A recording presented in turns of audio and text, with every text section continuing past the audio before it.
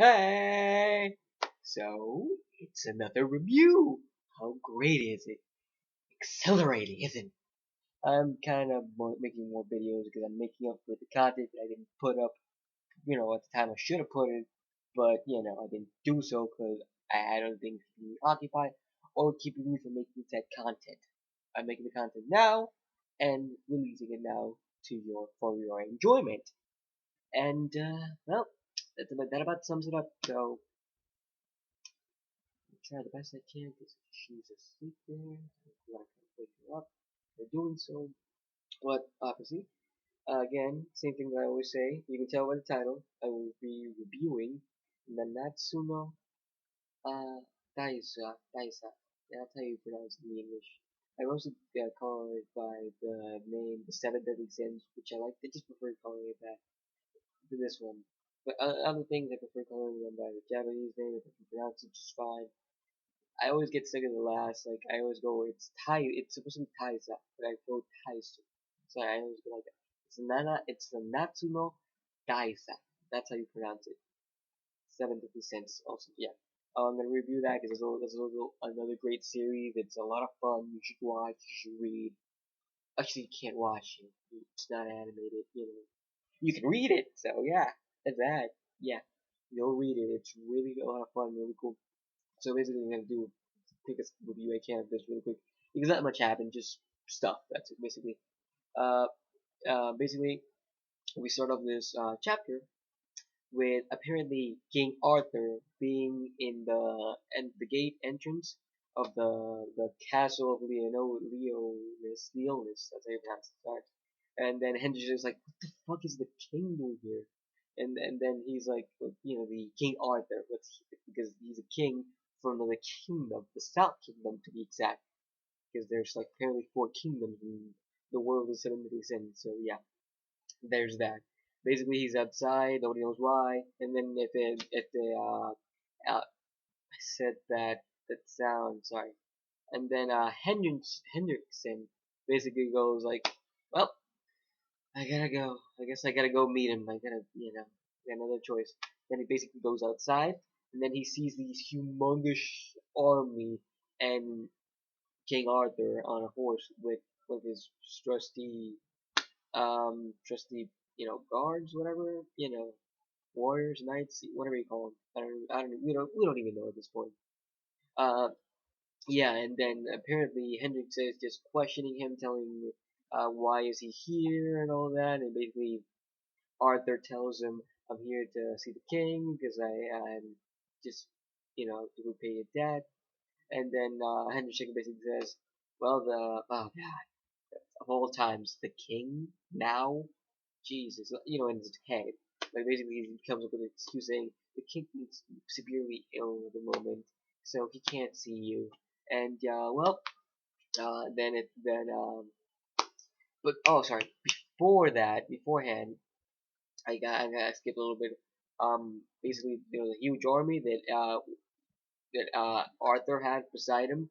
Uh, Hendrix questioned it, and then basically Arthur explained it to him that I didn't think I was gonna get an audience with you, or an audience in general, if I hadn't done something like this. And basically, his uh his companion with a cloak that you can't a cloak and all that you can't see him or anything. He snaps his fingers and just all of a sudden just vanish because obviously it was some kind of illusion and all that. And okay, we go back to the whole thing with Henderson and all that. Blah blah. They're discussing, they're debating because Arthur wants passage inside to see the king apparently, and Henderson won't allow that because the king's obviously in prison and all that because the Holy Knights always like, took over Leonis all by themselves. Now they're the ones in power and not the king anymore. And basically yeah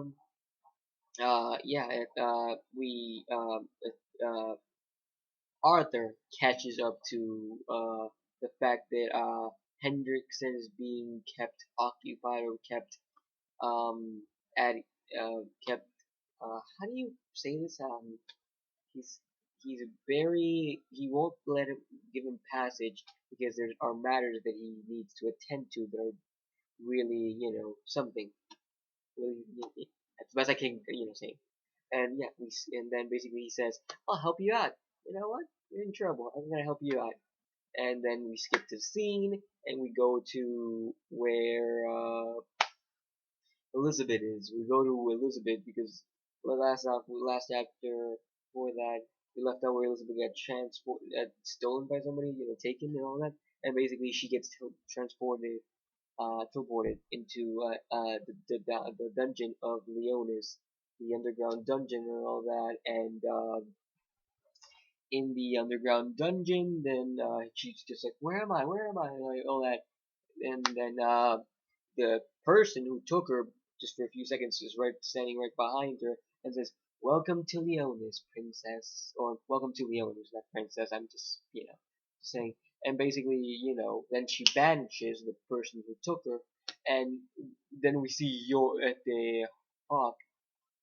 I still can't know how to pronounce the little, little pig guy, hunk or hawk, however you pronounce his name, because pronouncing names can be totally different from how they were written, so that's the thing. I'm gonna call him Hawk. Basically, he's in that panic mode. He's just sweating everywhere, and we just see him like Elizabeth says, "Oh, so you came, you transported with me too?" And then Hawk's like, where is it? I gotta go to the bathroom. Like, I won't allow my pride to be, to be soiled like this, all this, and basically because of this high tension that he has, he basically knocks down a steel door with his head, and then just goes by and just goes to the bathroom. It's like, what? What? Are you fucking kidding me? This little piggy can knock out a steel door with his freaking, by headbutting it, just if he has the, the sheer just thing to take a poop. Jesus, that was hilarious. That was really funny, really cool. I liked the comedy aspect of it. It was like, and even funnier after that when he comes back, he's all shiny, like that was nice.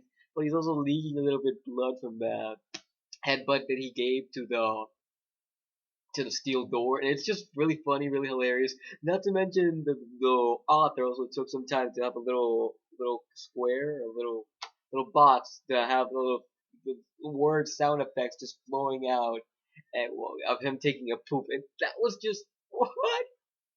That was really cool, really priceless, really just something. Yeah, that I don't see that often. I like it. Uh, yeah, or after that, basically they run into a guard. Then Hawk just takes him out too, in just like the same manner that he did with Steel Door. Then we see the elder sister of Margaret, the elder sister of Elizabeth, imprisoned in that in her cell and all that, and she's quiet and all that, but Elizabeth's calling out to her father, to her sister, and just because she's stuck in the underground dungeon, so it's they're bound to be there if anything, and we know Margaret's right there. Margaret can hear her, but she still hasn't responded and all that. And yeah, they're searching. They search basically for her, to see if any signs of her, if they're, if, her father or Margaret. I'm pretty sure next chapter we'll see that, if anything, and then we skip scene again, and we cut to the last page, which is basically the Holy Knights preparing for the incoming of the 750 cents, because last time we left off, um, Bon, Meliodas, and Gowder were, just flown just by dying, just thrown directly at the, direction where the castle was, because they wanted to rescue Elizabeth. And that's where they thought they took her and everything, which they did. But I'm just saying. And yeah, that's about it. We end there. Really, really quick thoughts. It's obvious, in my opinion. It's really fucking obvious that the whole Arthur thing, or not obvious, at least the most likely thing is that obviously that's Meliodas just in disguise, thanks to Galder, which is Galder the one wearing the cloak, because it was a little bit of a dead giveaway, or if not, a little bit of like waving this little I got you, this little hook, and just with bait for you ready to take it, the audience, everything, the fans, and to think that's Galder and that's Meliodas, 'cause there's a possibility of them being them, but there's also a possibility of them actually being those people, different people. So it's like, we have to wait until the next chapter to see what happens. But at first I had the impression that obviously that was Meliodas and just Gallagher in disguise. But over taking some time to just cool down or just think about it more clearly, there is the slight possibility of them being actual people, not just Gallagher. I mean, and Meliodas, Gallagher and Meliodas, just simply in disguise. It'd be nice, but it'd be predictable. But them actually, Arthur and this other person that he's with actually being, not Meliodas and Gallagher would actually also be nice, you know. So yeah, that's about it. That's my only thing that I had in mind, the thought and everything. And oh god, you're hilarious, my little guy. The little piggy is just fucking awesome. He's fun. He's fun. So I'm gonna end it here because that's pretty much what happened and everything. That those were my thoughts. I'm not gonna ramble on for 2 minutes long because I've already like it's 10 minutes. 10 minutes are past, and now 11. And okay, with that said, I'll see you soon. Hopefully with something new.